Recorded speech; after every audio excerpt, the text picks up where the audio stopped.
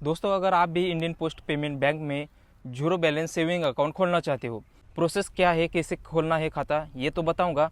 लेकिन उसके साथ जो कोई बैंक वाले नहीं बताते ये पोस्ट पेमेंट बैंक है, इसके बारे में आपको कोई नहीं बताता, कोई यूट्यूबर हो, बैंक वाला हो, कोई नहीं बताएगा। इसी चीज़ भी मैं आपको बताऊँगा। क्या है वो चीज़? आपको सालाना 149 प्लस जीएसटी पे करना होता है। ये सही है कि आपको हर साल इतना पेमेंट करना ही होगा, क्योंकि आपका मेंटेनेंस का वो खाता है, तो मेंटेनेंस चार्ज ऐसा समझ लो आप। उसके बाद आपको कुछ लिमिट है, 1 लाख हो, 2 लाख हो, कितनी लिमिट है, और उतनी लिमिट तक ही आप कैश रख सकते हो। इस बैंक में आपको यही भी मिलेगा कि आप बस 1 लाख रुपए तक ही जो भी अमाउंट है वो जमा कर सकते हो, बैंक में रख सकते हो अपने अकाउंट में। लेकिन तब तक आप ट्रांजैक्शन कर सकते हो ऑनलाइन। लेकिन अगर 1 लाख क्रॉस हो जाता है तो आप ऑनलाइन ट्रांजैक्शन नहीं कर सकते। तो यही है। उसके बाद जब आप 1 साल में, ये 2 साल में, कभी भी जब केवाईसी करने जाओगे तब केवाईसी नहीं होगी। क्यों? क्योंकि आपको केवाईसी जब भी करने जाओगे तब बोला जाएगा कि आप पोस्ट बैंक का खाता भी खोल लो। अभी ये मैंडेटरी ही रख दिया है उसने, मतलब बैंक वालों ने। जब भी आप केवाईसी करने जाओगे तो आपको ये खाता खोलना ही पड़ेगा, पोस्ट बैंक का खाता खोलना पड़ेगा। और भी बहुत कुछ इम्पोर्टेंट चीज़ें हैं, वो भी मैं आगे इस वीडियो में बताऊंगा। तो चैनल पे पहली बार आए हो तो चैनल को सब्सक्राइब करके ज़रूर जाना, क्योंकि ऐसे वीडियो में आगे भी लाता रहूँगा। दोस्तों, वीडियो के डिस्क्रिप्शन में इंडियन पोस्ट पेमेंट बैंक, ये जो बैंकिंग के ऐप है, इसके लिंक दिए हैं, उस पर आना है। यहाँ पे आपको इंस्टॉल करना है। इंस्टॉल पे क्लिक करके कर दो इंस्टॉल। यहाँ open your saving account instantly, ये ऑप्शन है, इस पर क्लिक करना है। बेसिक परमिशन है, आप यहाँ पे आपको बस अलाउ करना है। देख सकते हो अलाउ है, उस पर क्लिक करना है। उसके बाद जिस नंबर पे आप अकाउंट खोलना चाहते हो, जो नंबर बैंक में देना चाहते हो, वो कौन सा सिम कार्ड है, 1 नंबर है, 2 नंबर है, सेलेक्ट करना है। उसके बाद स्कोर बॉक्स है, यहाँ पे स्कोर बॉक्स पे क्लिक करना है। स्टार्ट एसएमएस वेरिफिकेशन है, उस पर क्लिक करना है। उसके बाद फिर से बेसिक परमिशन है, आपको परमिशन में बस एक ही चीज़ करनी है, अलाउ करना है। उसके बाद एसएमएस जाएगा उस नंबर पे, आपको वेट करना है, और 149 प्लस जीएसटी आपको यहाँ पे देना होगा, तभी आप अकाउंट खोल सकते हैं। ये बहुत मिसकंसेप्शन है कि कोई अकाउंट जीरो बैलेंस है तो ₹0 में ही खुल जाएगा, ऐसा नहीं है। आपको ये हर साल 149 प्लस जीएसटी आपको पे करना होगा। अभी ये पे करना आपको मैंडेटरी है, मतलब करना ही होगा। इसके बाद आप नहीं खोल सकते, आपका अकाउंट ही बंद हो जाएगा अगर नहीं पे करोगे तो। ऐसे डायरेक्टली नहीं पे करना होता आपको, आपके अकाउंट से ही ये पैसा कट हो जाता है। तो आपको डायरेक्टली ये इसका झंझट लेने की कोई ज़रूरत नहीं है। उसके बाद आपको यहाँ पे आई एग्री का जो ऑप्शन है उस पर क्लिक करना है।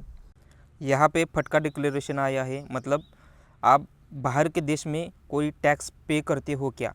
अभी टैक्स जो भी है आप पे करते हो तो यस, नहीं तो नो, उस पर क्लिक करना है। आधार नंबर है, आधार के साथ ही आपको ये आईडी नंबर डालना है, मतलब आधार नंबर यहाँ डालना है, फिर से आधार नंबर यहाँ डालना है। आधार नंबर पे ओटीपी जाएगा, उसके बाद यहाँ पैन नंबर डालना है। सब स्क्वायर बॉक्स को टिक करके सबमिट करना है। उसके बाद आधार को जो मोबाइल नंबर लिंक होगा उस पर ये ओटीपी जाएगा, ओटीपी सबमिट करना है। याद रखना, आधार कार्ड जो है वही आपको बैंक को ही देना है। उसके बाद पर्सनल इन्फॉर्मेशन, पैन कार्ड है, नॉमिनी है, एडिशनल इन्फॉर्मेशन भी है, वो सब देना है। मतलब पर्सनल इन्फॉर्मेशन पे क्लिक किया तो आपकी सारी डिटेल यहाँ पे आपको भरनी है। इधर मदर का नाम जो शादी के पहले से थे, मतलब शादी के पहले था, उसको वो मदर का नाम देना है, मतलब माँ का नाम शादी से पहले। उसके बाद आपके हस्बैंड का नाम या फिर आपकी वाइफ का नाम, यहाँ माँ का नाम जो है अभी। उसके बाद फादर का नाम जो आधार पे है वही आपको खुद का नाम सब पूरा देना है। उसके बाद ईमेल आईडी कंपलसरी है ये भी। उसके बाद सेव पे क्लिक करना है। उसके बाद एक ओटीपी जाएगा, वो ओटीपी आपको यहाँ पे सबमिट करना है। ईमेल वेरीफाई हो गया, उसके बाद पैन एंड कम्युनिकेशन एड्रेस, यहाँ पैन कार्ड का एड्रेस देना है, मतलब पैन कार्ड ऑटोमेटिक आ जाएगा, आपने पहले ही सिलेक्ट किया था पैन का। अभी 60 फॉर्म डिक्लेरेशन है, उस पर आपको क्लिक करना है और डिक्लेरेशन देना है कि जो एड्रेस है वो सही है। उसके बाद जो एड्रेस है अभी परमानेंट है वो कौन सा है ये भी देखना है, मतलब पैन का जो है वो देखो। उसके बाद कम्युनिकेशन एड्रेस है वो देना है, मतलब अभी फ़िलहाल जो आप कहाँ रहते हो वो यहाँ पे आप सिलेक्ट कर सकते हो। परमानेंट वही एड्रेस है तो वही एड्रेस, अभी चेंज नहीं हुआ तो ठीक है, सेव करना है। उसके बाद नॉमिनी डिटेल है, मतलब यहाँ आपको आपका अकाउंट कौन बाद में आपके चलाएगा वो उसके बारे में है। तो ये यस पे क्लिक किया तो आपको सारी नॉमिनी की डिटेल आपको यहाँ पे देने हो गई, मतलब आपकी पत्नी हो सकती है, आपके चिल्ड्रन हो सकते हैं, जो भी हो आपको ये सब फिलअप करना होगा। यहाँ पे जो भी नॉमिनी है, पत्नी है तो पत्नी, पति है तो पति, या फिर चिल्ड्रन है तो चिल्ड्रन, नाम डालना है, उनका बर्थ अपडेट, रिलेशन क्या है, पति है पत्नी है, जो भी है वो सब रिलेशन आपको यहाँ पे डालना है। उसके बाद एड्रेस लाइन 1 और 2 ये सेम ही रखना है, मतलब जो भी रख सकते हो अपने हिसाब से। पिन कोड डालने के बाद सेव करना है। अब एडिशनल इन्फॉर्मेशन है, मैंडेटरी है, नेशनलिटी इंडियन होगी, मैरिटल स्टेटस आपका क्या, मैरिड है तो मैरिड, अनमैरिड तो अनमैरिड, डाइवोर्स हो गए तो डाइवोर्स हो गया, जो भी है वो आपको सिलेक्ट करना है। उसके बाद ऑक्यूपेशन, मतलब टाइप है, सैलरीड पर्सन हो, सेल्फ सैलरीड का जो भी हो वही है। उसके बाद एनुअल इनकम क्या है वो अपने हिसाब से रखना है, 50,000 से कम है तो रख सकते हो, जो भी है वो रख लो। उसके बाद एजुकेशन लेवल है, ग्रेजुएशन हुआ है, बिलो मैट्रिकियन है वो, मतलब 10वीं भी नहीं हुआ, जो भी है आपका, ग्रेजुएशन है तो ग्रेजुएशन, जो भी है आप अपने ऑक्यूपेशन जो भी है एजुकेशन उसके हिसाब से आपको सिलेक्ट करना है। अंडर ग्रेजुएट है तो वो सिलेक्ट कर सकते हो, अभी पोस्ट ग्रेजुएशन है तो वो सिलेक्ट किया है। पॉलिटिकली एक्सपोज पर्सन हो, अगर हो तो भी आपको नो ही क्लिक करना है, क्योंकि बहुत सी दिक्कत आ जाती है बाद में आपको, अगर कोई भी हो यहाँ पे आपको बस नो करके सेव करना है। अकाउंट इन्फॉर्मेशन है, यहाँ पे डीबीटी मैपिंग है, मतलब अगर कोई स्कीम है गवर्नमेंट की आपको डीबीटी हो जाएंगी डायरेक्टली आपके खाते में, तो खाता कौन सा है यहाँ आपको बस नो करना है, I don't want to receive DBT. इसका मतलब जो भी खाता है अभी आपका उसी अकाउंट में जो भी डीबीटी है वो जाएगा, नहीं तो नो करना है।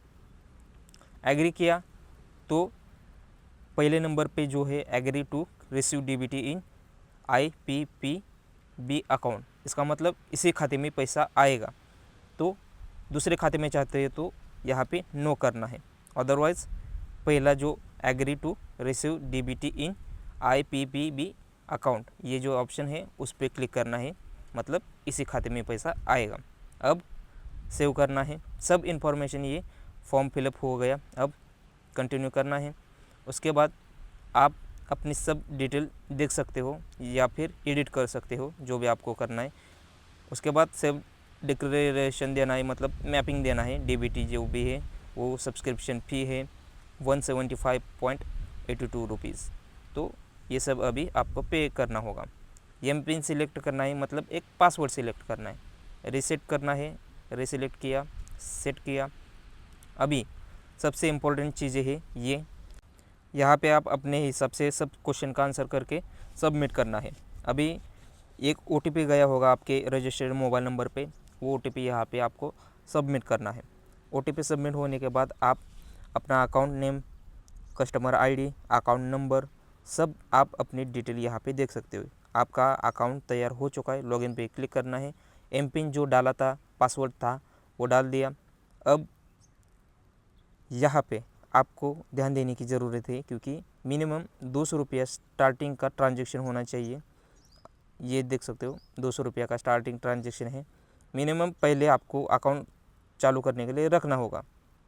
उसके बाद 10,000 पर मंथ आपका स्पेंडिंग लिमिट है। जब 10,000 पार हो गया तो आपको KYC करनी पड़ेगी, मतलब खाता बंद भी हो सकता है। 10,000 तक ही लिमिट है। उसके बाद 200 रुपया ही आपको ट्रांजेक्शन करना है पहला, ये ध्यान रखो। 10,000 पर मंथ आपको ये है। तो उसके बाद वैलिडिटी है, रेगुलर प्रीमियम सेविंग अकाउंट है 1 ईयर का, जो भी है ये अकाउंट की वैलिडिटी डिजी स्मार्ट सेविंग अकाउंट है। यहाँ पे मैं कैंसिल पे क्लिक करूँगा क्योंकि मुझे कोई अभी फंड ऐड नहीं करना है। तो अकाउंट नंबर सब आप डिटेल यहाँ पे देख सकते हो।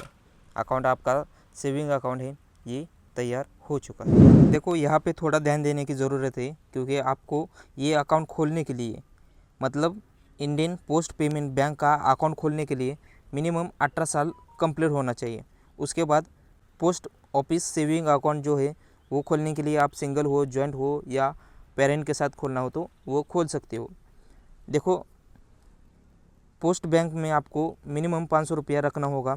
उसके बाद 500 रुपया कंपलसरी है। अभी इंडियन पोस्ट पेमेंट बैंक में आपको जो मैक्सिमम बैलेंस है वो 1 लाख से 2 लाख तक रख सकते हो, लेकिन याद रखना 1 लाख लिमिट होने के बाद आपको ऑनलाइन ट्रांजैक्शन करने का ऑप्शन नहीं आएगा। 2 लाख रख सकते हो, लेकिन बाकी का जो 1 लाख है वो आपको इस अकाउंट में रखना पड़ेगा, मतलब पोस्ट ऑफिस सेविंग अकाउंट में।